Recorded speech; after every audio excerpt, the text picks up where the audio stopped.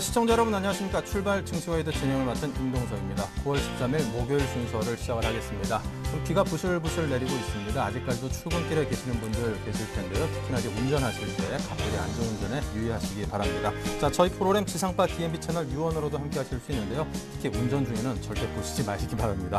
네, KT 올레 IPTV로도 함께 시청하실 수 있으니까요. 더욱더 많은 관심과 시청을 부탁을 드립니다. 자, 전일 코스피 지수가 무려 한 달여 만에 1950선을 넘어섰습니다. 반가운 모습을 보여줬는데요. 미국 FOMC 독일 헌법재판소 판결에 대한 기대감이 작용을 했고요. 선물 옵션 동시 만기를 앞두고 프로그램 매매에서 5천억 원이 넘는 매수세가 유입되면서 우리 지수를 상승을 견인을 하는 역할을 했습니다. 자, 오늘 새벽 마감한 뉴욕 증시 보니까요. 이틀째 오름세를 이어갔군요. 독일 헌법재판소가 ESM의 파판을 판결한 가운데 연방준비제도 이사회의 추가 부양에 대한 기대감이 커지면서 지수 상승을 이끄는 모습이었습니다. 하지만 그 폭은 또 그다지 크진 않았다는 점도 들여다봐야 할 대목이 아닌가 싶습니다. 자, 오늘 1부에서 준비한 코너들부터 소개를 해드리죠. 네, 시초가 대비 3% 이상을 공략하는 강정원 전문가와 함께 장 초반 수익을 극대화할 수 있는 종목을 찾아보고요. 네, 오늘 9월 선물옵션 동시 만기를 맞아서 현대증권 투자 컨설팅 센터 공원배 연구원과 함께 선물시장 현재 동향, 선물 옵션 만기일 변수와 투자 전략을 살펴드립니다. 여의도 리포트에서는 동부증권 신논현역 지점 이의현 대리와 함께 시장의 상승을 위한 대내외 전제 조건들을 낱낱이 살펴보고 분석합니다. 네, 그리고 고수들은 과연 어떤 작전으로 어떤 종목을 매수를 할지 김도영의 작전 타임에서 그 비밀스런 투자 비법을 여러분께 하나도 빠짐없이 공개를 해드리겠습니다. 네, 업종 스캐닝에서는 주요 업종과 종목들의 흐름을 실시간으로 낱낱이 살피고 효과적인 대응 전략도 함께 찾아봅니다. 네, 그럼 가장 먼저 강정원 전문가를 만나보겠습니다. 안녕하십니까? 네, 안녕하세요. 네, 국내 전일장 또 뉴욕 증시 양시장 모두 상황이 괜찮았었는데요. 정리 부탁드립니다. 네, 전일 국내 시장은 3일 동안 강세를, 3개월 만에 코스피는 강세를 보였습니다. 30번 공사포인트 상승한 1950선 위로 올라가는 그런 모습을 보였고요. 지난달 16일 이후에 1950포인트를 돌파하면서 일단 FOMC와 독일 헌재 판결에 대한 기대감, 역시 이런 부분들이 국내 시장에서도 영향을 좀 미쳤다라고 보시면 되겠고요. 대형주들이 좀 큰 상승세를 좀 보였고, 특히 이제 외국인과 기관이 각각 720억대와 4,300억대 순매수를 보이면서, 최근에 외국인도 4일 연속 순매수가 유입되는 그런 모습을 보이고 있습니다. 역시 기관 역시도 국가 지자체를 중심으로 한 매수가 유입되는 그런 모습을 보였고요. 전체적으로, 대형업주 위주로 상승세를 좀 보였다라고 정리할 수 있을 것 같고, 코스닥 역시도 최근에 강세를 계속적으로 좀 보이고 있는 상황입니다. 외국인이 4일 만에 다시 한번 매수세가 유입되는 모습을 보이면서 118억의 순매수를 보였고, 테마 관련주들, 특히 안철수 관련 테마주들, 안내비라든가 메커스, 소거바이오 이런 종목들의 상승을 좀 보이는 그런 모습을 보였고요. 파라다이스도 계속적으로 상승을 보이면서 52주 신고가를 기록하는 그런 모습을 보인 부분 역시 특징적이라고 말씀드릴 수 있을 것 같습니다. 외국인 매수 종목으는 코스피에서 삼성전자와 현대모비스, NHN, 삼성생명, LG 디스플레이를 순매수하는 모습을 보였고요. 코스닥에서는 파트론과 루멘스, CJ 옵쇼핑, 모두투어, 다음을 순매수하는 모습을 보였습니다. 기관은 코스피에서 코덱스 레버리지, 삼성전자, 현대중공업, KB금융, SK이노베이션을 순매수했고, 코스닥에서는 서울반도체와 CJ ENM, 신텍, 네오지 인터넷, 슈프리마를 순매수하는 모습을 보였습니다. 새벽 끝난 미국 시장도 역시 최근 보합권에서 좀 급락하는 모습을 보였습니다만 다시 한번 최고치를 좀 경신하는 그런 모습을 보였고요. 특히 이제 독일 헌재가 1호 안정학이고 ESM과 1호 전 회원국각 재정 간의 재정 협약을 좀 합헌이라고 좀 판결한 부분, 역시 이런 부분들이 상승하는 그런 모습을 보였고, 다우지수는 9.9포인트 상승한 13,333.3포인트로 마감을 했고, 역시 2007년 이후에 5년 만에 최고치를 경신하는 그런 모습을 보였습니다. S&P 500 지수도 3포인트 상승한 1436.56포인트 마감을 했고, 나스닥도 9.78포인트 상승한 3114포인트에 마감을 했습니다. 애플이 하이퍼5를 발표한 부분이 있었는데, 역시 이제 상중에 1.39% 오르면서 강세를 보인 그런 모습도 있었고요. 특히 이제 13일에 FOMC에서 추가로 대규모 자산 매입 프로그램, QEC를 실시할 것으로 전망되면서 전체적으로 좀 긍정적인 어떤 모습을 좀 보였다라고 정리할 수 있을 것 같습니다. 미국 원유 선물 가격도 예상보다 재고가 좀 늘어났다는 소식을 좀 나타나면서 97달러를 좀 마감했는데, 역시 0.2포인트 소폭 하락하는 모습을 좀 보였고, 역시 미국 시장도 이 독일 헌재의 ESM 합헌과 무게 추가 양적 완화에 대한 기대감, 역시 이런 부분들이 계속적으로 상승 모멘텀을 좀 보이고 있다. 이렇게 정리를 할 수 있을 것 같습니다. 네, 자 그렇다면 어제 주신 종목 태웅을 말씀하셨는데요. 이 종목에 대한 AS 해주시죠. 네, 어제 시초가 22,000원에 출발했습니다. 종가 1.6% 상승으로 마감을 했는데요. 뭐 오늘 정도에 우리가 단기적으로 3% 이상 상승할 수 있는 그런 여지를 좀 만들어 둔 것 같고요. 역시 최근에 유니슨이 좀 주도적으로 나서고 있는 부분인데 태용 역시도 제가 3년 평균 PBR이 2.2배였고 현 주가 PBR 0.8배가 좀 안 되는 그런 수준이기 때문에 그런 밸류에이션 매력으로 좀 접근할 수 있을 것 같고요. 역시 단기적으로는 충분히 투자를 가능할 것이다. 그렇게 판단할 수 있을 것 같습니다. 네, 자 어제 말씀해 주신 태웅에 이어서 오늘장 관심 종목은요? 네, 오늘 시가공역주는 국순당을 제시하도록 하겠습니다. 제가 네. 9월 초에 한번 제시했다가 무승부로 처리했는데 오늘 다시 한번 국순당을 좀 준비를 했고요. 국순당은 잘 아시겠습니다만 이 막걸리가 54%의 매출 우승을 좀 차지하고 있고 이 백세주도 30% 이상을 차지하고 있는 그런 회사라고 보시면 되겠습니다. 투자 포인트는 두 가지 주시는데요. 역시 첫 번째는 중국 수출 확대 기대감입니다. 최근에 중국 정부가 그 규제 하나를 좀 했는데 술과 음료에 적용되는 위생 관련 규제에서 이 막걸리 같은 발효주를 좀 제외하기로 했습니다.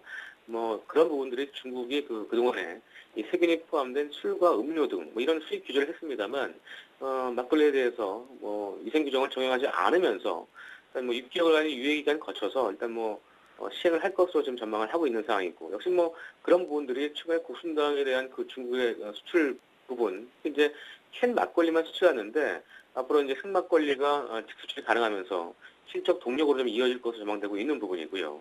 3분기 매출액도 전년 대비해서 5% 증가 440억을 전망하고 있고 영업이익은 180% 이상 증가할 것으로 전망되고 있습니다. 그래서 2분기 이후에 최근에 주가 바닥을 좀 확인하는 그런 모습을 좀 보였다라고 보시면 되겠고요.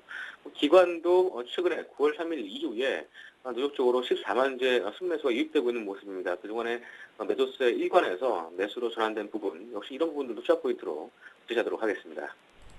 네, 자 국순당 말씀해 주셨습니다. 자 그렇다면 국순당 목표가 손절가 제시해 주십시오. 네, 늘 말씀드리지만 시초가 대비 3% 이상 제시해드리겠고요. 손절가는 7,900원 하는 시에 손절로 부탁하시기 바라겠습니다.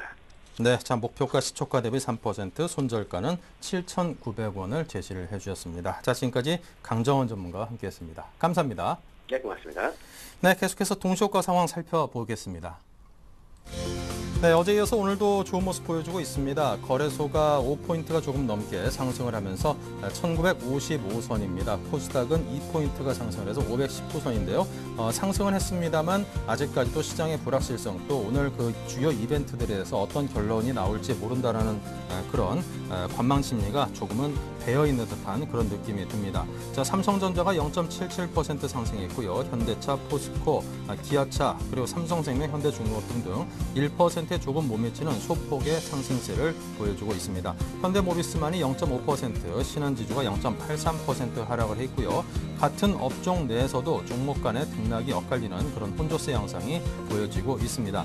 자, SK하이닉스, KB금융, SK텔레콤 등등 제자리에서 꼼짝도 안 하고 있는 종목들도 꽤나 많이 있고요. 아래로 내려가 보니까 그 상황은 비슷합니다. 대부분 보합권에서 오르락내리락 소폭으로 위아래로 갈리는 그런 양상을 보이고 있습니다. 아마도 오늘 양시장이 모두 좀 극심한 눈치 보기 장세가 지속되지 않을까 싶고요. 오늘 선물옵션 동시 만기일이라든가 여러 가지 불확실한 그런 변동성이 있을 수 있는 날이기 때문에 좀 조심스럽게 대응을 할 필요가 있지 않나 싶기도 합니다. 코스닥을 살펴보니까요. 역시 519포인트 같은 높이에서 움직이고 있습니다. 셀트리온이 0.35% 하락한 것을 비롯해서 다음이 1.36, 젠백스가 0.35% 하락을 했습니다. 자, 하지만 또 상승하고 있는 종목들도 있는데요. 파라다이스가 1.49%로 꽤나 높이 상승해 있고요. CJ홈쇼핑, 서울반도체, CJ E&M 등등 상승하고 있는 종목들 모두 1% 안팎의 거래소와 비슷한 모습의 움직임을 보여주고 있습니다.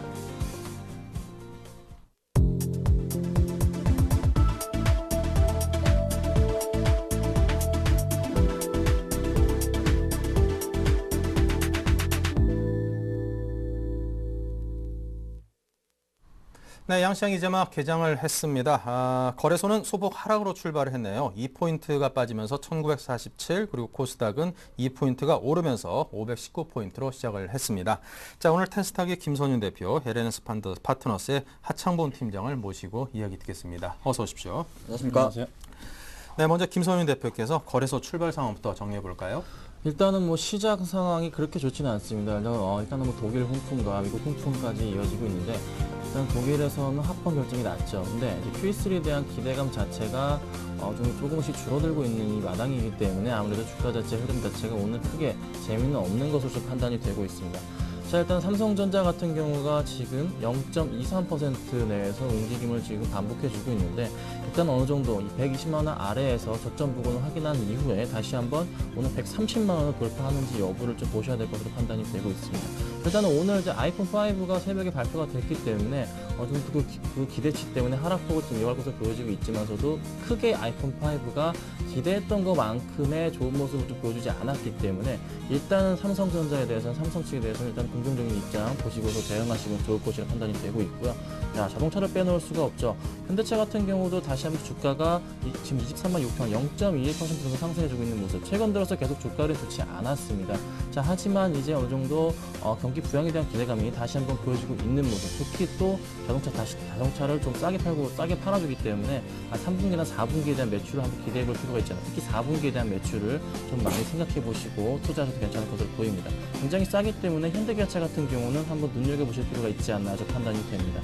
자, 포스코 말씀을 드릴게요. 포스코는 소폭 지금 하락하고 있는 모습인데 일단은 지금 차트상으로 봤을 때는 지금 전부 다 120에서 60선 아래에서 움직여주고 있는 모습. 최근 들어서 흐름 자체가 다시 한번 우상향하고 있는 모습을 좀 보여주고 있기 때문에 한 번 더 이 흐름을 기대해 볼 수 있는 그런 자리라고 판단이 됩니다. 최근 들어서 특히 이쪽 포스코 관련해서 이제 철광석 가격 자체가 하락을 했기 때문에 매출 자체가 늘어나지 않을까 판단이 됩니다. 자, 그 다음에 보셔야 될 게 이제 화학주 LG화학인데 LG화학도 역시 일단은 크게 오늘 재미가 없습니다. 지금 다시 한번 소폭 하락하는 모습 보여주고 있습니다. 크게 오르진 않고 있지만서도 그래도 다시 일단은 이평선 자체를 뚫어주고 있는 차트 흐름이기 때문에 한번 기대해 볼 필요가 있을 것 같고 지금 시장의 중심에서 약간 소외를 받고 있긴 하지만서도 다시 한번 시장의 중심에서 가능성이 높은 정도. 외국인과 기관들이 수급이 받쳐주는 날 그때 한번 크게 한번 상승이 다시 한번 가능하지 않을까 좀 판단이 되고 있습니다.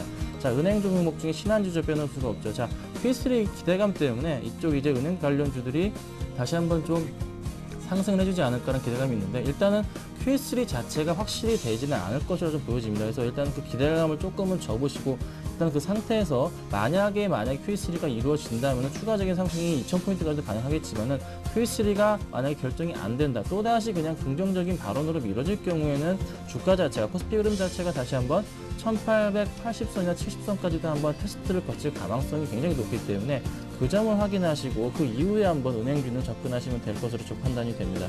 자, 그리고 정유주 SK이노베이션 빼놓을 수가 없죠. 지금 주가가 지금 계속적으로 17만 원 부근에서 지금 세 달째 지금 박스권을 보여주고 있는데 이 종목 같은 경우는 지금 다시 한번 특히 3, 4분기 시즌에 이은 성수기 가능성이 있기 때문에 그 가능성을 염두에 두시고 한번 담으셔도 되지 않을까.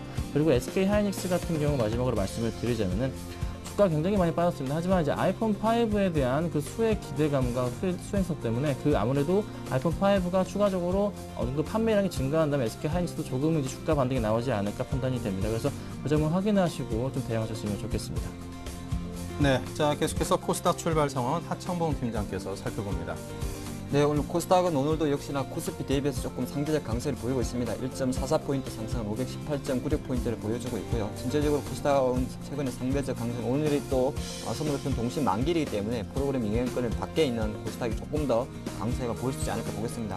시가총액 상위 종목 중에서는 셀트리온이라는 서울반도체 때문에 약간 약세를 보여주고 있고요. SK 브로드밴드랑 메가스터디 같은 경우는 0.6에서 0.4% 상승한 모습입니다. 태온 같은 종목이 지금 2% 상승하면서 22,800원까지 올라오는 모습이 주목된다 말씀드리겠고, 네오이즈 게임도 상당히 등락이 많은 종목입니다만 오늘 다시 1.7% 상승하면서 26,600원까지 조금 치고 올라오는 모습입니다. GS 홈쇼핑 같은 경우도 11만 3천 정도 보이면서 최근에 또 홈쇼핑주가 그래서 최근 좋은 반등 위에 조금 쉬어지는 모습인데 오늘 1% 정도 상승하는 모습을 보여주고 있다 말씀드리겠고, 포스코 IT도 조금 시가총액 상위 종목 중에 주목됩니다.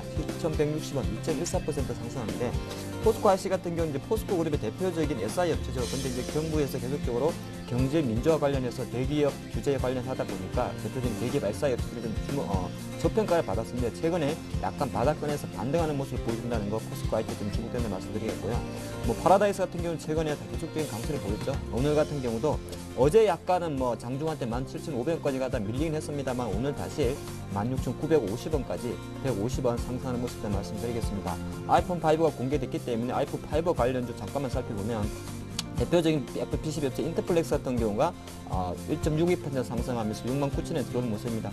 사실 뭐 항상 그런 게 있었던 것 같습니다. 아이폰 5라든지 어떤 신인 핸드폰이 나오게 되면 기대감으로 먼저 나오고 어제 미국에서 호평을 한 것처럼 실제적으로 나오고 나면은 우리 기대치가 워낙 높았기 때문에 눈높이가 좀 낮아진 현상이 있다는 말씀 드리겠고요. 인터플렉스는 하지만 한 1.47% 상승하면서 68,900원인데 지금 인터플렉스가 지금 7만원대 시가총액 1조 원의 벽에 걸려있기 때문에 약간 그런 흐름 자체가 제한된다는 걸 제가 말씀드리면서 차후에 조금 더 상세하게 설명드리겠습니다. 대표적으로 다른 뭐 스마트폰 관련 옵톤텍 같은 경우도 0.56% 상승한 8,910원 정도의 효과가 들어오는 모습입니다. 전반적으로 장 초반 같은 경우는 대표적인 아이폰 5 수혜주로 손꼽히는 종목들은 조금 강세를 보이고 있다는 거 미리 말씀을 좀 드리겠고요. 그 다음에 최근에 우리 투자자분들 관심이 많은 게임주부터 잠깐 살펴보겠습니다. 게임주는 오늘 조금 쉬는 모습입니다. 엔소프트 같은 경우 0.7% 하락하면서 26만원. 네오지 게임주 아까 말씀드린 대로 조금 강세적인 흐름을 보여주고 있다는 말씀드리겠고요. 전체적으로 소프트맥스의 최근 반등세 조금 좋았었는데 오늘도 어제 상한가 이후에 한 2% 상승하는 그런 모습을 보여주고 있습니다. 카지노 관련주 아까 전에 말씀드린 데 마찬가지로 파라다이스만이 1.4% 상승하면서 17,000원까지 올라오는 모습이고 GKL 같은 경우도 0.17% 상승하면서 최근에 파라다이스, GKL, 쌍도마차로 강세를 보여주고 있다는 말씀드리겠습니다. 엔터주만 잠깐 살펴보면요. 오늘 최근에 엔터주 같은 경우는 약간 쉬는 모습입니다. SM 57,300원 정도에 보여주고 있고요. YG엔트 같은 경우도 63,000원 정도에서 조금 멈춰있는 모습이 좀 특징이라 말씀드리겠습니다. 코스닥 수급 잠깐만 살펴드리겠습니다. 항상 드리는 말씀이 코스닥은 기관의 매수에 좀 주목하셔야 된다는 말씀드리는데 오늘 같은 경우는 개인 쪽에서만 39억 정도 매수가 들어오고 있고 외국인이 34억 매도, 기관이 한 3억 정도 매도를 보인다는 거 미리 말씀드리겠고요.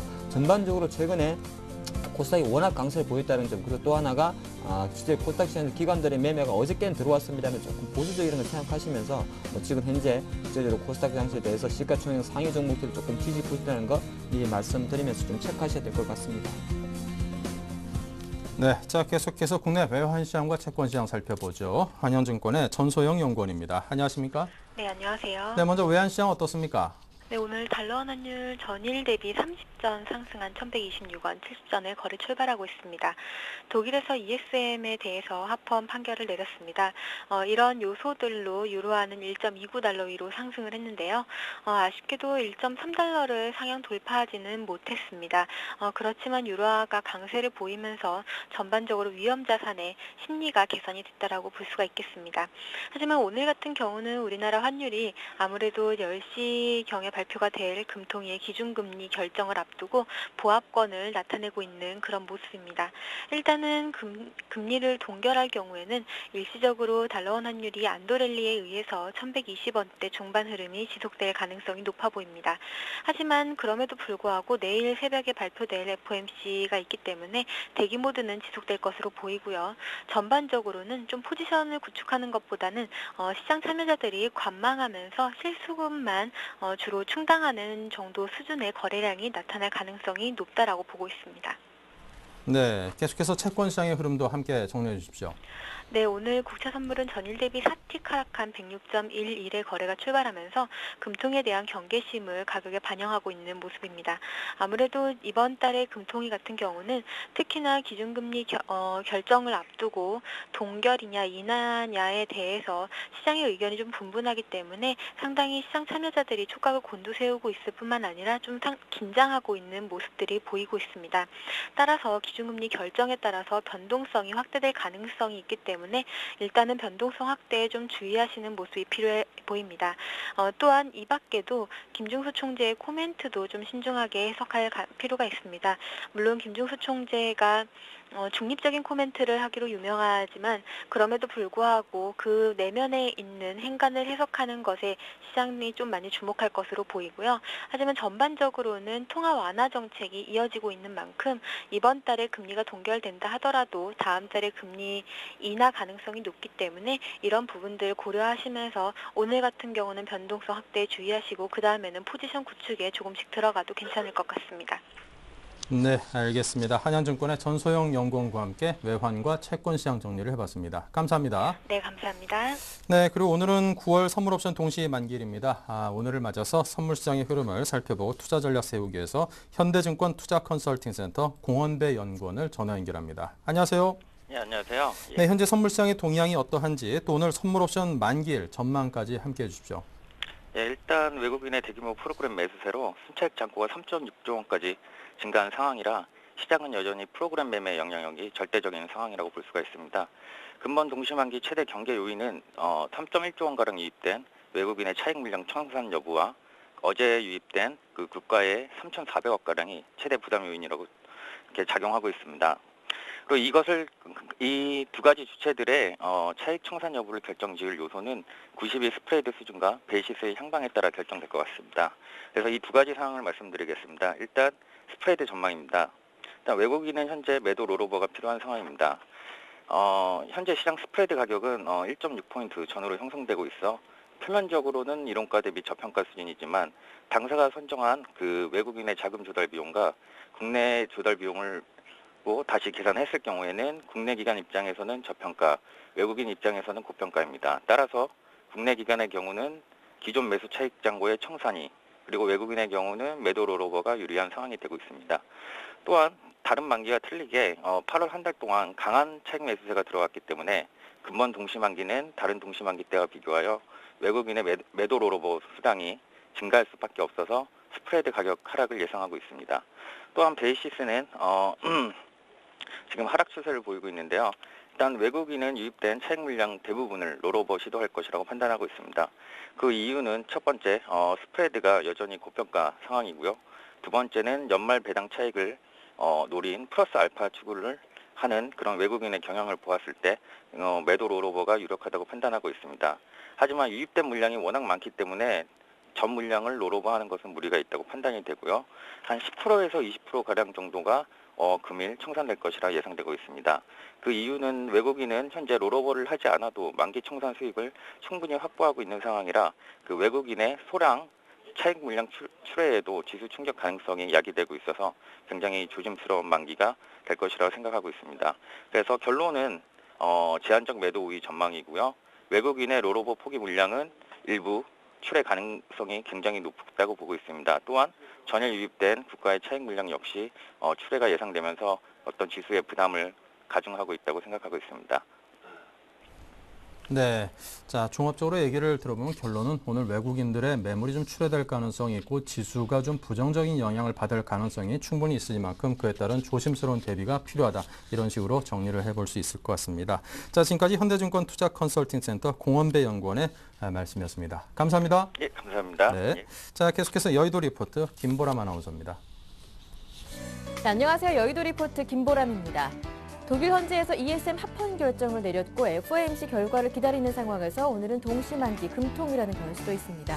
각 증권사들은 어떻게 전망하고 있는지 증권사 리포트로 확인합니다.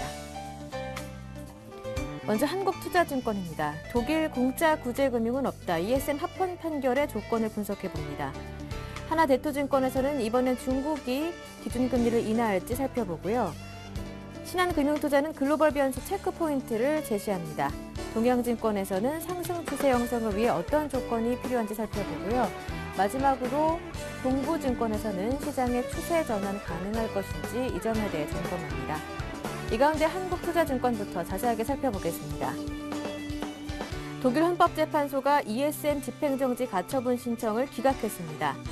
하지만 조건부 합헌 판결이라는 점에서 주목하면서 독일 헌재의 결정이 시사하는 바에 대해 5가지 포인트를 꼽아보자면 먼저 ESM 구제금융 재원 확충 가능성 축소, ESM에 대한 은행 면허 부여는 힘들 것이라는 점, ESM 구제금융에 대한 독일의 거부권, 향후 ECB 역할에 무게가 실릴 것이며 ESM을 둘러싼 잡음은 계속될 것이라는 점입니다. 이제 구제금융의 수혜자가 있어야 하는데 스페인이 가장 유력하지만 앞으로 또 한 번의 지루한 정치 줄다리기가 예상됩니다. 이러한 관점에서 지수 상승 추세를 만들기에 아직까지는 힘이 역부족하다고 판단했습니다. 이어서 하나대투증권입니다. 최근 대규모 투자 프로젝트를 승인한 중국 정부가 추가적으로 기준금리 인하를 단행할지 관심이 쏠리고 있습니다. 하지만 중국 정부의 부동산 가격 안정에 대한 의지와 경제지표 발표 전 선제적으로 대응하는 관습을 고려할 때 기준금리보다는 지준율을 인하할 가능성이 높으며 기준금리 인하는 좀 더 시간이 필요할 것이라고 예상했습니다. 부동산 가격 억제에 대해 정부가 강경한 입장을 표현한 만큼 앞으로 늘어나는 유동성이 어디에 투자될지 주목되고 있는데요.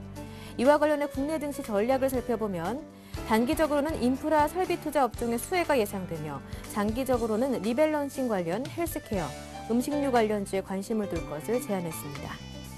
다음은 신한금융투자입니다. 지수 방향성을 결정할 국내외 이벤트 결과가 순차적으로 공개되고 있습니다.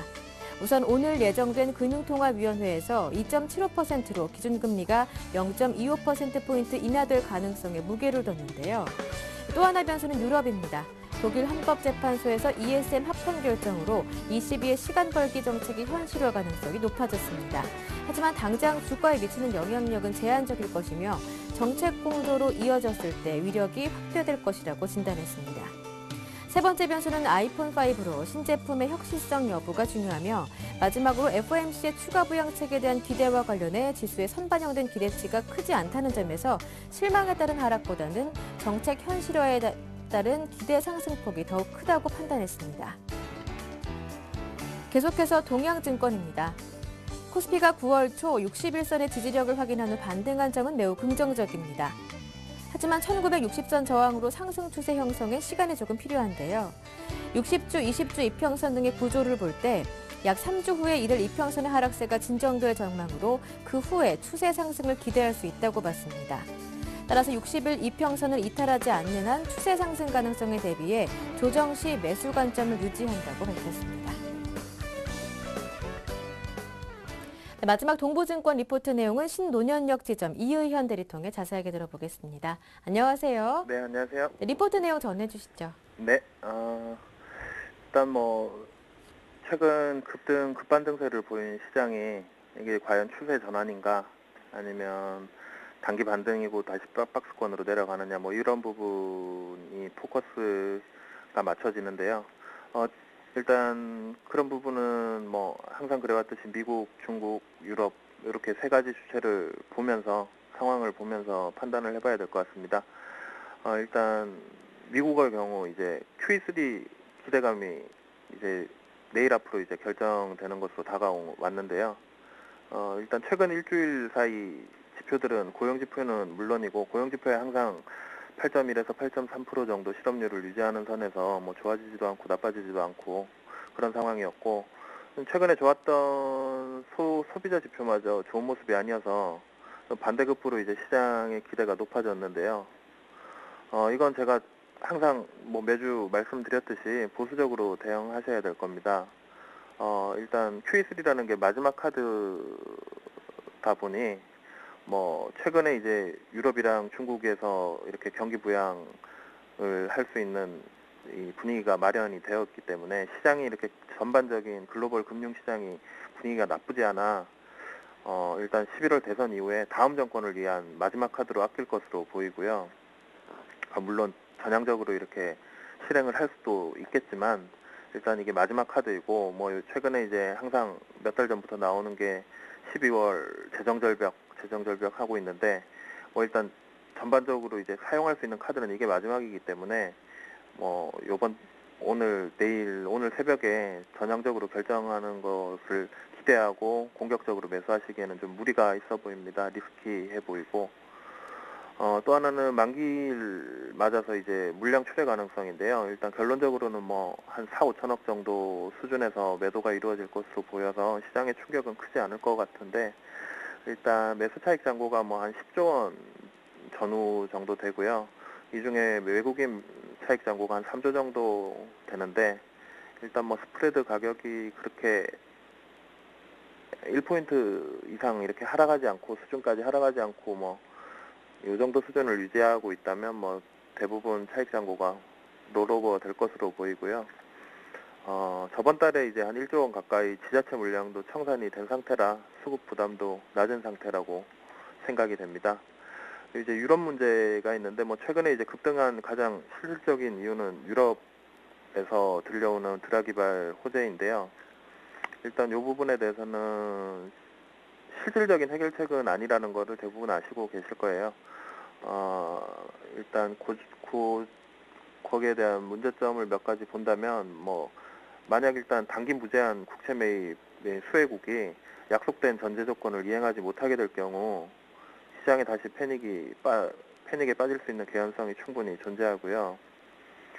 구제금융 자금 지원의 전제 조건을 잘 이행하지 못한다면 일단 요구를 하면서 우선 변제권마저 포기한 ECB가 해당 국가 국채 매입을 중단할 것은 당연한 부분이고요.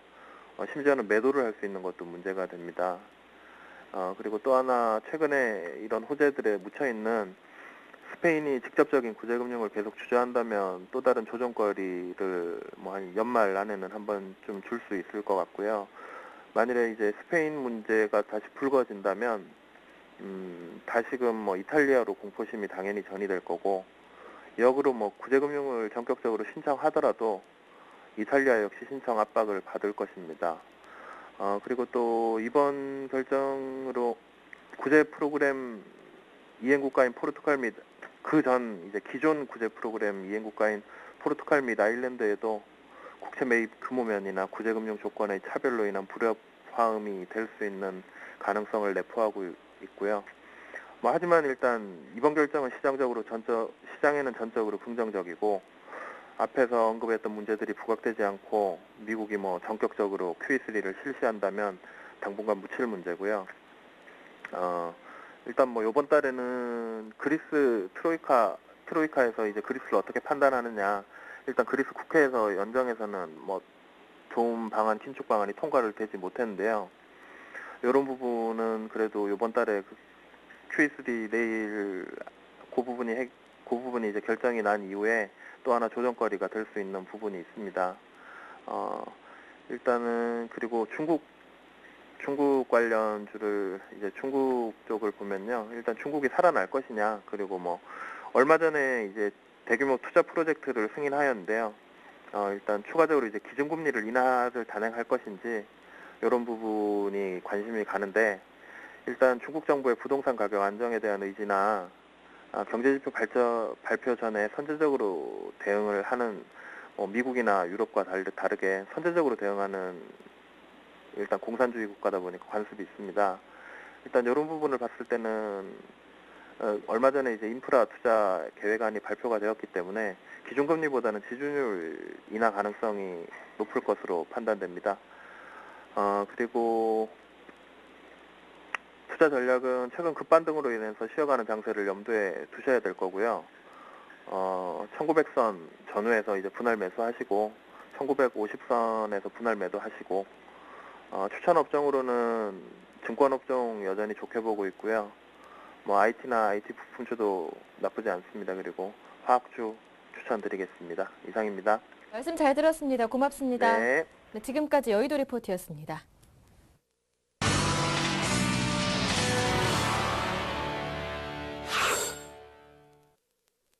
네, 고수들은 과연 오늘장 어떤 작전을 세우고 어떤 종목에 주목하는지 듣겠습니다. 주 알파 라이징 스탁의 김도영 대표를 만나봅니다. 안녕하십니까? 네, 안녕하십니까? 네, 오늘장 어떤 전략으로 대응을 해야 될까요? 네, 오늘 여론에서 많이 나왔던 게 이제 만기 폭탄 가능성을 많이 열어두고 있는 상태. 금통이, 그다음에 해외 증시에 대한 긍정적인 모멘텀들이 들어오고 있는데 시장 출발과 함께 오히려 위쪽으로 강하게 들어올 줄 알았는데 갑자기 지금 시장 자체가 하락세 쪽으로 전환이 되다 보니까 많이들 좀 당황하고 계시는 것 같은데요. 아직까지는 금통이 결과가 10시쯤 나오기 전까지는 변동성 장세가 좀 만들어질 것 같습니다. 지금 보시는 화면에서 마찬가지로 대표주 쪽으로 보신다면 삼성전자가 일단 방향성을 잡지 못하는 고점에서 추가적인 상승 모멘텀을 가져오지 못하고 있는 모습이 연결되고 있고요. 고점에 대한 인식 부분 때문에 현재 눌림목 구간으로 들어오고 있다라고 보실 수가 있겠습니다. 또한 이제 다른 종목군들을 보면은 앞으로 중공업과 기계 쪽이 주도 역할 조금 할 수가 있는데요. 금일 같은 경우는 건설과 마찬가지로 중공업 쪽에서 아직까지 현대중공업이 약보합 부분을 만들어내고 있는 상태. 막 이제 정배열 쪽으로 돌아가려고 하는 포지션. 그 부분을 봤으라고 했을 때는 현재 프로그램 매도 압박까지 나오고 있을 때 오늘 시장은 일단은 초반 저가 매수보다는 오후장에 한번 전략을 잡아보는 게 가장 좋으니까 오전에는 금통위 결과가 관망세 좀 뚜렷하게 한번 보자라고 말씀 좀 드려보도록 하겠습니다.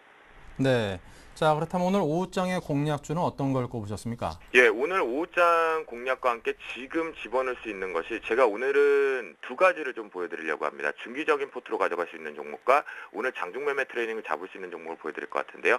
바로 이 시공테크입니다. 시공테크 같은 경우는 일단 거래량이 수반되지 못하다가 N자형 패턴식으로 지금 저점에서 받아주고 저항대를 내려왔다가 다시 저점을 뚫고 올라가는데 이 바로 고점 부근을 어제 상승 모멘텀을 가져왔습니다. 지금 최근에 이런 종목군들이 많아지고 있는데요. 갭으로 뜨면서 가고 있기 때문에 오늘 시가 부근에서 지금 현재 매수가 부근 6,100원대 부근에서 6,200원대 추격 매수를 따라 붙이셔가지고요. 위쪽에 너무 목표가를 강하게 잡지 마시고 상한가 안착 나오는지 보시는 게 좋겠는데요. 금일 같은 경우는 이제 시공테크 같은 경우는 최근에 교육 컨텐츠를 붙였다라는 점 또한 리모델링 사업에 대한 가시 영역권이 오는데 이런 종목의 차트 반드시 기억하셔야 됩니다. 최저점에서 저항대를 맞고 다시 저점을 만들고 올라가는 패턴, 거기에서 위로 뛰고 있는 이 공백을 만들고 있는 패턴에서는 분명히 한번 추격 매수로 따라갈 수 있는 부분, 오늘 시장 어줍지 않게 움직이고 있는 상태에서 자금이 쏠리면 이런 쪽으로 쏠려서 같이 따라가야 된다라고 말씀드리겠고요. 그 다음 두산인프라코어로 중기적인 관점으로 봅니다. 현재 같은 경우에는 지금 박스권 돌파를 지금 못하고 있죠. 상단과 하단 부분에 대한 지지력 테스트가 나왔는데 이 부분 같은 경우는 시장에서 왜곡됐던 부분을 제외하고 본다고 했을 때 저점 테스트가 지금 나오고 있죠. 그렇다면 중국과 미국 자체에서 경제 회복에 대한 경기 턴어라운드 시점하고 부양책까지 지금 합헌 결정 나오면서 긍정으로 나오고 있기 때문에 저점 분할 매수 원칙으로 한다면 오늘 같은 경우 오후장에서 오히려 두산인프라코어 같은 경우는 18,500원에서 18,300원 밴드 속에서 매수 타이밍을 잡는다면 단기 트레이딩 관점으로 19,500원대 단기 목표가 중기적인 목표가로 잡고 들어가신다면 21,000원대 잡고 들어가실 수 있다라고 말씀을 드려보도록 하겠습니다. 네, 알겠습니다. 자, 두산 인프라코어에 대한 이 말씀까지 들어봤습니다. 지금까지 김도영 대표의 도움 말씀이었습니다. 감사합니다. 네, 감사합니다.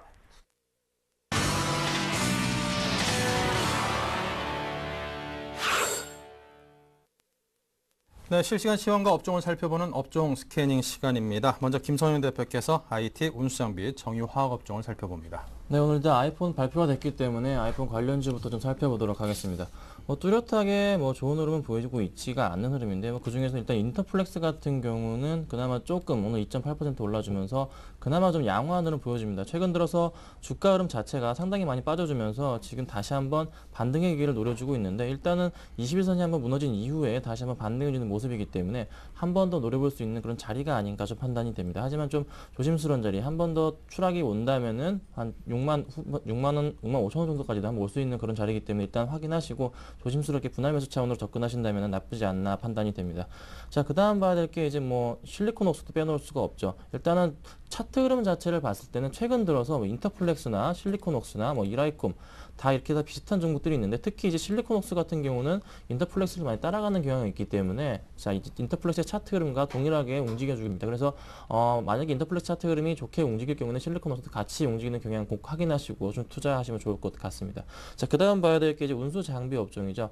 일단은 운수 장비 업종 크게 이제 뚜렷하게 좋은 흐름 보이고 있는 모습은 아닌데 오늘 전반적으로 시장 자체가 기대 심리가 너무 컸기 때문에 아직까지는 크게 상승하는 모습 보여주지 못하고 있습니다. 특히 이제 현대차 같은 경우가 굉장히 저평가 구간이라 말씀을 드릴 수가 있겠는데 현대기아차가 일단은 기본적으로 차트 자체가 바닥권은 거의 확실하다고 보여집니다. 특히 이제 기아차 같은 경우는 거의 7만 원 초반대이기 때문에 한 번 더 주가의 상승 모멘텀이 나올 그런 자리, 특히 실적에 대해서 문제가 없는 부분을 확인하시고 대응하셨으면 좋을 것 같고요. 자동차 부품주 중에 현대모비스는 좀 말씀을 드릴게요. 자, 현대모비스는 그래도 크게 무너지지 않는 모양새를 최근 보여주고 있는데 하지만 고점 자체가 계속적으로 낮아지고 있는 흐름이기 때문에 조금 불안한 건 사실입니다. 그래서 현대모비스 같은 경우는 29만 5천 원 부근에 매수가를 정하시고 대응을 하신다면은 크게 문제없지 않을까 좀 판단이 됩니다. 자, 그리고 마지막으로 이제 정유화학 업종을 좀 말씀을 드릴까 해요. 오늘도 역시나 크게 재미는 없습니다. 크게 주가 상승 흐름이 없는데 살펴보시자면은 자, 기본적으로 LG화학 같은 경우도 크게 재미없는 모습, 특히 오늘 SK이노베이션이나 GS나 SOL 같은 경우도 큰 폭의 상승률은 보여주지 못하고 지지분인한 모습 보여주고 있습니다. 이제 화학주에서 LG화학 같은 경우도 다시 한번 반등을 노려주는 모습을 좀 보여줬지만서도 오늘은 크게 영향 없는 모습. 뚜렷하게 이제 화학주나 정유주 같은 경우는 떨어지지도 않고 올라주지도 않고 다 약보합권에서 머물러주고 있기 때문에 일단은 좀 Q3 상황 보시고서 대응하셨으면 좋겠습니다. 네, 자, 김성윤 대표께서 정리해 주셨고요. 또 하창봉 팀장께서 철강기계 금융건설에 대해서 상세하게 짚어드릴 겁니다. 네, 뭐 철강업종 같은 경우는 대표적인 이제 경기 민감주죠. 포스코 같은 경우는 최근에 뭐 좀 잠따반 흐름 그대로입니다. 36만 원 정도 보여주고 있고요. 최근 철강업종에서 역시나 주목할 거는 기금속 관련주가 되겠죠. 오늘도 고려해양부터 미리 말씀드리면 고려해양 오늘 이제 뭐 44만 2천 원 정도 0.9% 하락하고 있는데 최근에 상승세가 워낙 좀 좋았었습니다. 대표적으로 일단 뭐 금 가격이라든지 은 가격, 뭐 구리 가격, 금속 가격 상승 자체가 어떤 뭐 경기 부양 모멘텀과 맞물리면서 달러 약세를 가져왔고 그런 흐름 자체가 국제 금값도 가져왔었는데 항상 고려 아연 같은 경우는 그 실적 시즌이 다가오게 되면 실적 기반으로 항상 좀 펀더멘탈을 받고 주목을 받는 모습입니다. 그런 거 미리 좀 말씀드리겠고 현재 주가 위치가 이제 연초 한 45만 원 정도의 전 고점에 조금 봉착하다 보니까 약간은 차익 매물이 나오면서 조금 쉬고 있지 않나 보겠습니다.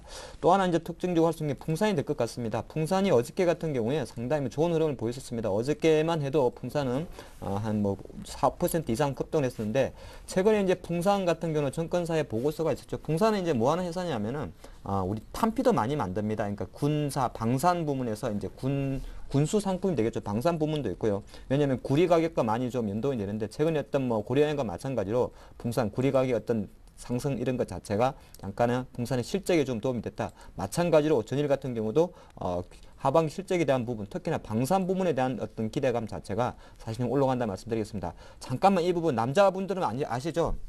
군대가 되면 잠깐 제가 여담입니다만 군대가 보통 이제 그 연말이 이제 되게 되면 저도 산에 난사를 많이 했는데 탄피 교체를 해야 됩니다. 그렇기 때문에 실제적으로 군수 상품을 하는 회사 같은 경우는 연말에 해가 바뀌기 전에 실제적으로 좀 수요가 좀 증가한다는 걸 말씀드리겠습니다. 그래서 풍산 같은 종목은 단순하게 그냥 우리가 뭐 기금속 관련주나 이런 거 보는 것도 좋습니다만 항상 하반기로 넘어오게 되면은 군수 상품 즉 방산 관련주를 좀 접하다 보면 실증적인 부분이 그런 부분을 좀 가미한다 말씀드리겠고요. 오랜만에 영풍이라는 종목 잠깐 말씀드릴까요? 2.85% 상승하면서 101만 원입니다. 많이 아시겠지만 고려아연은 아는데 영풍은 잘 모르시는 분들이 많더라고요. 실제적으로 고려아연의 어떤 실질적인 주주가 영풍 계열이죠. 그러다 보니까 영풍 같은 경우는 고려아연 또 PCB 업종인 코리아 서큐트를 자기 계열사로 갖고 있는 회사입니다. 워낙 거래량이 작아서 시장에 좀 주목받는 주식은 아닙니다만은 오늘 같은 경우 다시 한번 100만 원이라는 주가에 좀 도전하는 모습이 좀 보여주고 있습니다. 사실 뭐 하루 거래량이 뭐 몇만 주도 안 되는 작은 주식이기 때문에 투자는 잘 안 하시겠습니다만은 일단 뭐 영풍이라는 종목이 있다는 건 제가 미리 한번 좀 말씀을 드리겠고요. 또 하나 조금 철강업종에서 다 안 가는 게 아닙니다. 가는 게 다 갑니다. 대한제강 같은 경우가 오늘 한 7%, 7.25% 급등하면서 어저께도 상한가였고 오늘도 7% 급등하는데 그러니까 그 드린 말씀이 포스코나 현대제철만 보면 철강업종이 먹을 게 없는 것 같습니다만 의외로 또 철강업종 비금속에도 강세가 보인다 말씀드리겠습니다. 대한제강 같은 경우는 철근을 생산해서 판매하는 업체인데 최근에 했던 정권사의 보고서를 보면은 철 스크랩, 그러니까 철 스크랩이라는 거는 이제 철 덩어리를 뭉쳐놓은 거죠. 철 스크랩하고 철 가격과의 어떤 스프레드가 좀 좋아지면서 실제적으로 영업이익이 실적이 증가한다. 철근 판매량입니다. 이런 철근입니다. 철근. 우리 건물할 때 세우는 철근이죠. 그런 것 때문에 상당히 좋게 나왔는데 그래서 제가 판단할 때는 실적적인 부분은 이미 계속적으로 한 8월 하순부터 사실 시장이 코를 좀 뿌리고 있었고요. 어저께 상한가를 형성했다는 것은 일부 단기 세력이 좀 들어왔지 않나 보면서 철강업종 내에서는 역시나 포스코나 현대제철 같이 큰 주식들은 좀 쉬고 있습니다만은 작은 비금속 관련주들을 좀 강세를 보이고 있다 말씀드리겠습니다. 금융주로 잠깐 넘어가면요. 최근에 은행주는 조금 재미가 없습니다. 저는 재미없던 표현을 잘 안 쓰려고 그랬는데 따라하게 되네요. 은행주 같은 경우는 실제로 약간 시장 어떤 그 대형주 약세 속에 조금 묻혀있다 그런 말씀 좀 드리겠는데 그러다 보니까 오늘도 신한지주는 뭐 0.3% 하락, KB금융지주 같은 경우는 0.4% 동일하게 하락을 보이고 있다는 말씀드리겠고 오늘 조금 주목할 수 있는 섹터는 바로 보험 섹터가 되겠죠. 아마 10시 앞으로 한 30분 이후 정도 있으면은 금통위 금리 발표가 될 건데 보험사는 참 좀 재미난 게 하나 있습니다. 보통 우리가 이제 금리를 인하하게 되면은 최대로 피해를 보는 업종이 보험사라 생각을 하죠. 실제적으로 맞습니다. 근데 최근에 생명보험사 같은 경우는 사실 삼성생명 같은 경우가 한 97,000원 정도에서 조금 쉬는 모습이고 오히려 올라가고 있네요. 상당히 좀 매기세가 몰린다 말씀드렸고 사실은 근데 이제 금리와 보험사의 주가를 볼 때 우리가 손해보험사를 많이 보는데 최근에 현대해상만 놓고 보면 이건 아예 아닙니다. 오늘도 현대해상 2.36% 오르면서 34,750원까지 올라가면서 최근에 상당히 좋은 흐름을 보여주고 있는데 이런 이야기를 좀 하는 것 같습니다. 원래 예전에는 맞습니다. 그 보험사 같은 경우는 보험료 받아가지고 한 70%를 채권이라든지 금리부 상품에 투자를 하는데 이 흐름 자체가 이제 몇 년 전까지 시장에서 이미 녹아있다는 겁니다. 예전에 금리가 기준금리 5% 정도 할 때는 금리 인하하고 하면은 실제로 보험사의 주가 영향이 많았는데 최근에 3% 정도 이미 맞춰져 있기 때문에 보험사가 갑자기 이익을 급감하는 것이 아니라 상승하는 이익의 그 이익 기울기가 약간 해소되는 정도다. 그렇게 보면서 최근에 보험사의 어떤 강세는 외국인과 연기금의 매수세가 계속적으로 안전자산 쪽으로 좀 몰리고 있지 않나 보면서 오히려 금리 발표와 보험사의 어떤 기회 현상이 오늘도 최근에도 이어지고 있다 말씀드리겠고요. 증권업종만 잠깐 말씀드리면 증권업종 같은 경우는 실제적으로 최근에 뭐 또 잘 갈라 그러는데 최근 뉴스를 가장 뜨겁게 달구는 것이 세계 1위의 유동성을 자랑하는 파생 시장에 대해서 세금을 매겠다는 이야기가 자꾸 9월 달만 해만 되면 나오는 이야기입니다. 그런 것 자체도 단기 심리적으로 브로커리지 위탁 수수료 영업을 하고 있는 증권사에는 좀 부정적 영향이 있다는 거 제가 말씀면서 항상 증권사 같은 경우는 실제적으로 제가 옛날에 그런 말씀 많이 드리죠. 신나게 빠졌을 때 한번 사고요. 조금 올라오면 파는 전략이 아직까지는 필요하다 봅니다. 네. 자, 계속해서 또 김선윤 대표께서 통신과 유통, 음식료 업종의 흐름을 또 상세하게 짚어보겠습니다. 자, 통신업종 지금 굉장히 중요한 자리에 지금 놓여 있습니다. 자, Q3 여부에 따라서 통신업종이 주가 흐름이 다시 한번 갈리게 될 텐데, 일단 통신업종 같은 경우 왜 그러냐면은 기본적으로 통신업종 자체가 배당이 굉장히 강한 종목 중에 하나이고 또 하나 경기 방어주적 성향이 굉장히 강하기 때문에 아무래도 Q3에 대한 게 아마 기대감 자체가 아예 무너져 버리고 실행이 안 돼 버린다면은 코스피 주가가 다시 한번 1800 후반대까지 한번 무너져 내리면서 다시 한번 통신업종 주가는 오히려 그 반대로 올라갈 가능성이 굉장히 높습니다. 그래서 지금 봤을 때 가장 안전한 투자처로 보여지는 게 일단은 KT 같은 게 굉장히 좀 매력적으로 보입니다. 좀 주가 자체가 36,300원 부분에서 움직여주고 있는데 일단은 다시 한번 그 상승폭을 이어져 가지 않을까. 최근 단기 고점으로 봤을 때는 아무래도 한 37,000원에서 38,000원 정도까지는 한번 올라줘야 될 것으로 판단이 되고 있고 Q3 실행이 안 될 경우에는 4만원 정도까지도 한번 단기적으로 노려볼 만한 그런 자리가 아닌가 판단이 됩니다. 기본적으로 일단은 배당까지 좋기 때문에 연말까지 느긋하게 가져가셔도 큰 문제는 되지 않을 것이라 보여지고 있어요. 그리고 또 하나 SK텔레콤을 좀 빼놓을 수가 없죠. SK텔레콤도 역시 주가 자체 흐름이 굉장히 반응수도 굉장히 센데 그래도 SK텔레콤 같은 경우는 어느 정도 이미 주가가 어느 정도 회복을 한 상태라고 좀 보여요, 단기적으로. 그래서 일단은 그 지금 전 박스권 형태에서 지금 전전 박스권 내에서 부딪혀주고 있는 모습을 보여주고 있는데 일단은 이 역시 한 번 더 상승 가능성이 있는 자리. LG 플러스 똑같습니다. LG 플러스 똑같고 그리고 또 하나 아이폰 5가 출시와 동시에 아무래도 가입자가 단기적으로 증가를 하겠죠. 그것 때문이라도 일단은 매출 자체가 늘기 때문에 그 점을 확인하신다면은 이쪽 통신업종에는 단기적으로 접근 가능한 자리 그런 식으로 그렇게 좀 말씀을 드릴 수가 있겠습니다. 그리고 다음 종목으로 자 유통업을 좀 말씀을 드릴게요. 자 유통업 말씀드리는데 일단은 추석 시즌이에요. 추석 시즌이 추석이 9월 말에 있기 때문에 그 영향으로 일단 심리적으로라도 일단은 주가가 특히 백화점주들은 한번 상승을 보일 가능성이 굉장히 높습니다. 그래서 현대백화점을 좀 말씀을 드리자면은 지금 주가가 좀 단기적으로 박스권 내에서 지금 머물러주고 있는 모양새를 보여줍니다. 지금 박스권 내에 지금 머물러주고 있는데 이 주가 자체의 흐름이 지금 단기적으로 한번 상승할 가능성이 있는 자리로 좀 판단이 됩니다. 그래서 어느 정도까지 상승할 수가 있겠냐 좀 말씀을 드리자면은 일단은 이 박스권 자체의 흐름은 한번 뚫고 올라갈 가능성이 높습니다. 뚫고 올라가서 어디까지 가냐? 일단은 16만원 정도까지 한번 기대를 해보자라고 말씀을 드리겠습니다. 일단은 제가 현대백화점만 말씀을 드렸지만서도 뭐 신세계나 현대백화점 다 이제 백화점주 관련해서는 지금 현 가격에서 한번 10% 정도의 상승 여력이 있다고 좀 판단이 됩니다. 그래서 이번 한 달 동안 이 종목 한번 담아보셔도 나쁘지 않을 것이라 좀 판단이 되고 있고 그리고 또 하나 좀 말씀을 드리자. GS 리테일 같은 경우도 지금 굉장히 좀 눈에 띄는 자리인데 지금 한번 크게 한번 상승을 이뤄냈습니다. 자, 25,000원에서 3만원까지 한번 급등하는 모습을 좀 보여주고 있는데 다시 한번 좀 주춤했죠. 주춤하면서 주가 자체가 작은 박스권 형태를 지금 한번 등락폭 거듭하다가 다시 한번 지금 3일 연속 반등해주고 있는 모습 좀 보여줍니다. 그래서 이 종목 같은 경우도 역시나 일단은 단기 고점이었던 부분 얼마죠? 자, 31,000원까지도 한번 뚫을 수 있는 그런 자리가 올 가능성이 있기 때문에 한번 이 종목 같은 경우는 한 5% 정도 수익을 노리시고 들어가 보시면 어떻지 않을까 좀 판단이 됩니다. 그래서 그리고 또 하나 절대 빼먹을 수 없는 종목. 자,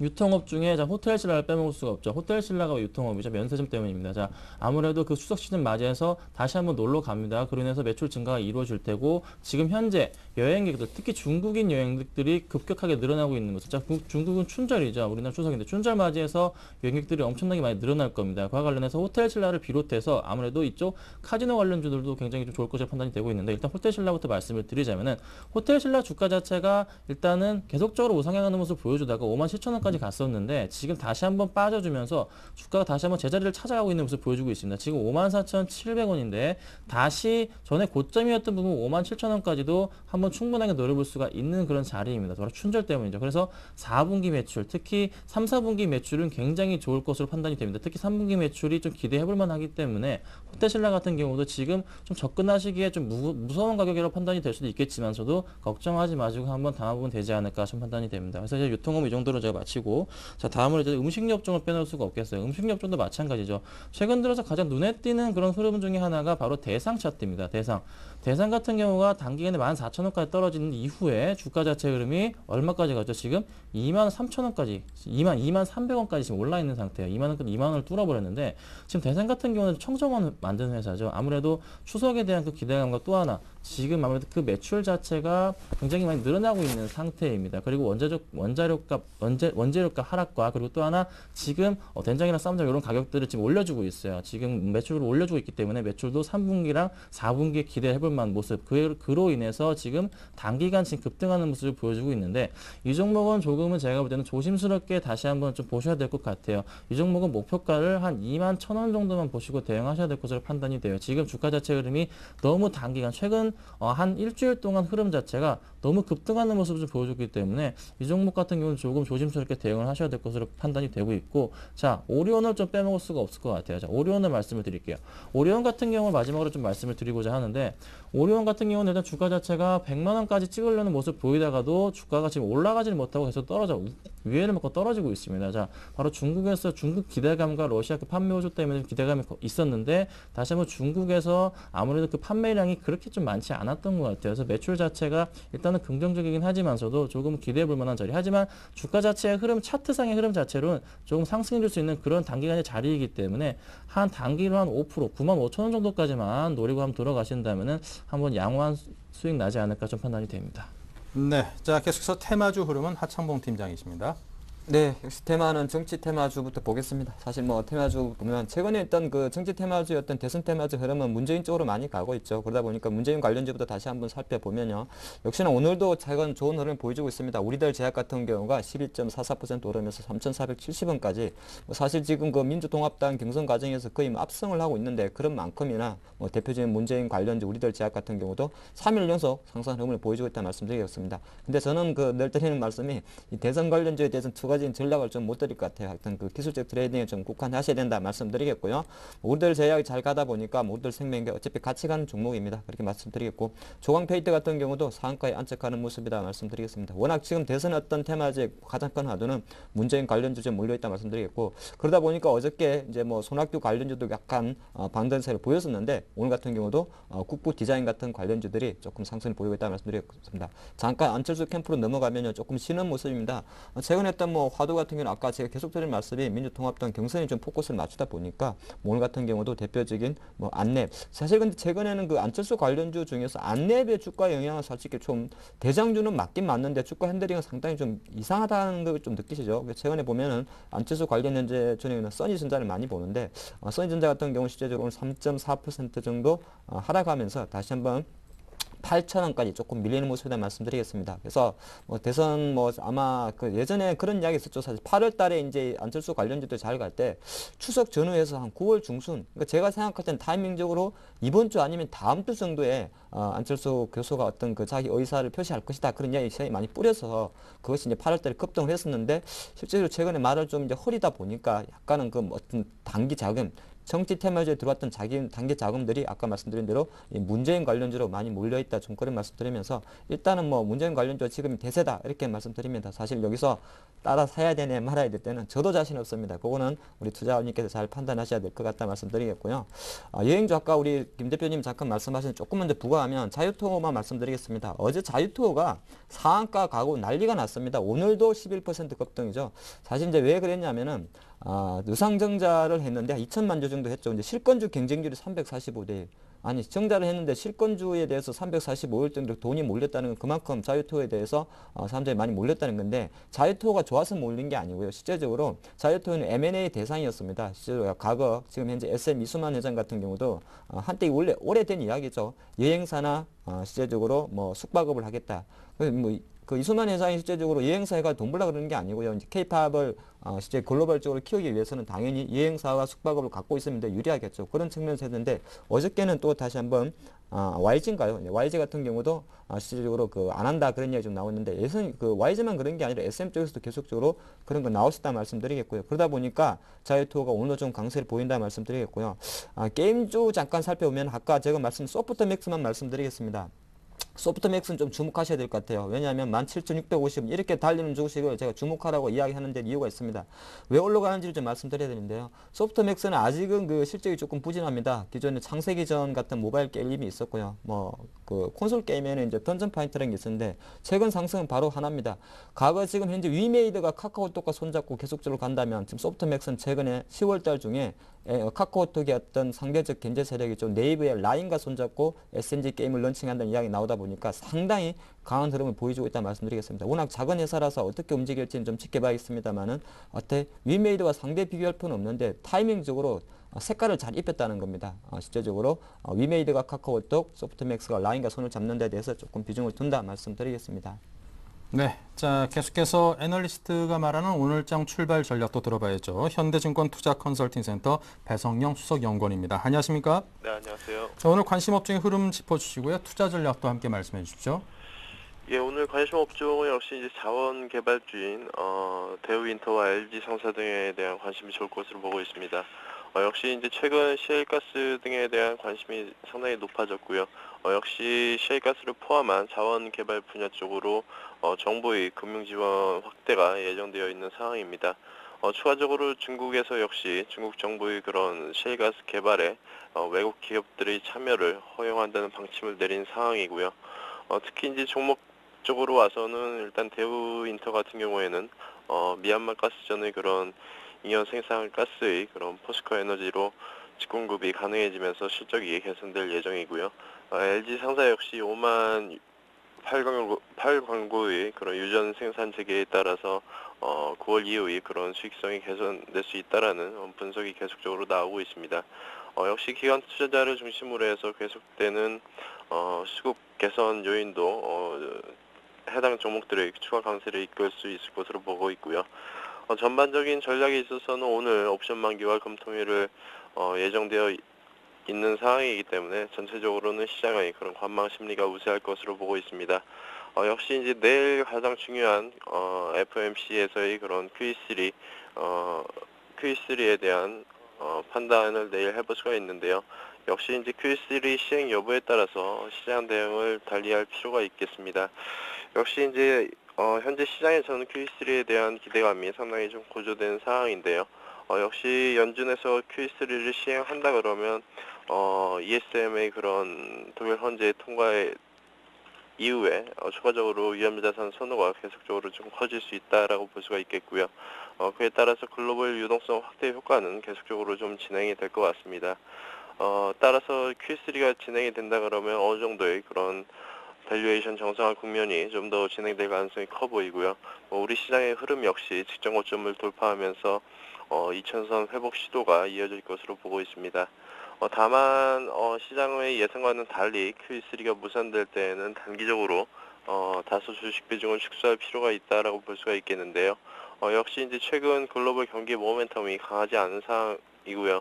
특히 이제 이번 달 중국 지표들이 많이 좋지 않았기 때문에 9월 후반부로 갈수록 어닝 시즌에 대한 또 우려가 다시 부각될 수 있기 때문에 있습니다. 따라서 내일 QE3에 따라서 투자 전략을 다소 유연하게 가져가는 전략이 좋을 것으로 보고 있습니다.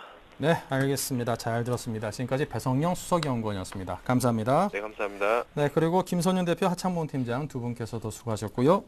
네, 자, 저는 1부 여기서 마치고요. 잠시 후 2부에서 더 많은 이야기 나눠보겠습니다. 잠시 후 뵙겠습니다.